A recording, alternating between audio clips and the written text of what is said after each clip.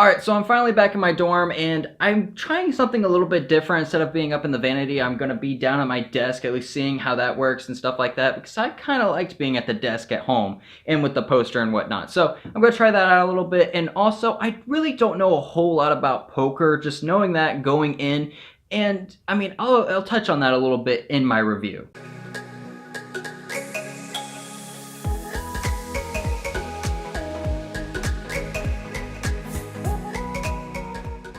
So Molly's Game stars Jessica Chastain as Molly, and Molly's story is a true real-life story, and I didn't know that walking in. However, as I was watching the movie, I felt like this feels like these were real events. Like, I'm not for sure if they were, because I'm not really for sure if they would play out the way that they did, but then it turns out, I looked at the poster after the movie and it says, based on a true story. I'm like, oh, interesting. So it actually did give off that these events were real, and it feels like it. It feels like these events actually happened, and which is kind of impressive, especially walking in not knowing that this was a true life story. So just putting that out there. But this movie focuses on three parts of Molly's life. Towards the early age, later age, and then even later, I guess I can put it. And so towards like the early age, it's Kevin Costner plays her father, and he was very strict on Molly growing up and wanted her to be a fantastic skier and really smart. And she pulled those things off, but after a couple accidents,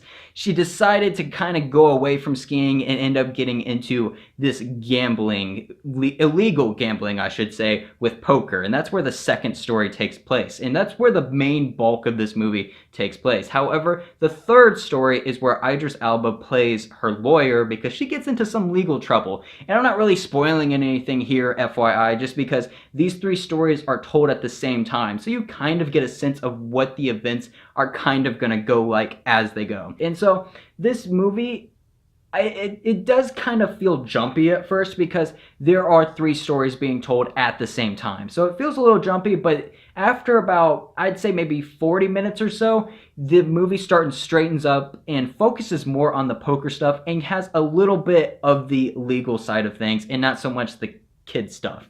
And so I appreciated that just because it gives the movie more focus to it.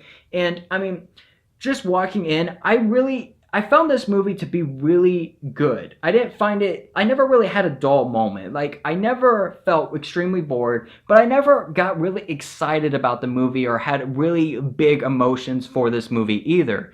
And that's kind of where I run the problem into, where this movie has a lot of information. Like, there is a ton of information. There's never a dull moment, like I said, because this movie is 2 hours and 20 minutes. That's pretty good. That's a long movie. However, there's so much information in this movie that there's a decent amount of monologuing, and I'm not a huge fan of monologuing. Like, I'm fine with it towards the beginning just because to catch the viewer up and what's going on. It makes sense. It's easy, whatever. And there's a good amount of monologuing towards the beginning. I mean, that's pretty much the whole first scene. However, there's monologuing throughout the movie trying to fill in the viewer and stuff like that and give them information.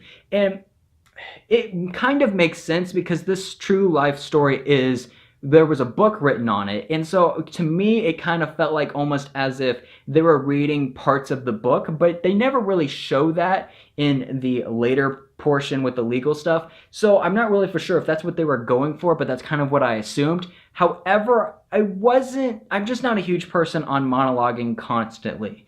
I mean, there was a point where I was like, okay, yeah, I know there's going to be monologuing throughout this movie, so I might as well accept it. So I became more okay with it from that point on. And so there's that. Then there's also the casting. The casting I thought was really good. Like, I thought everyone did a really great job.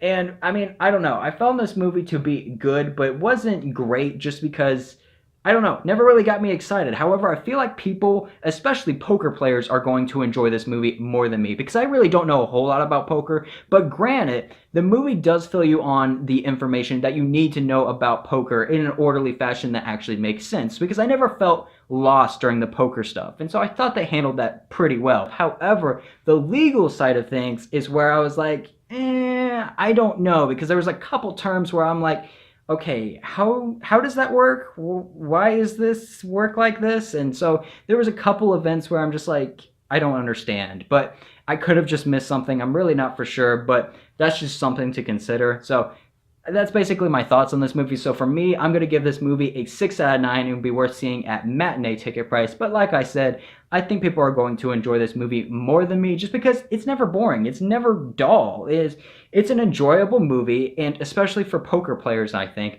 And so, I don't know. I think it's worth checking out. So thank you all very much for watching this. If you enjoyed, please leave a like and subscribe to my channel to see more content like this. And remember, no movie is a perfect 10 out of 10. God bless you all.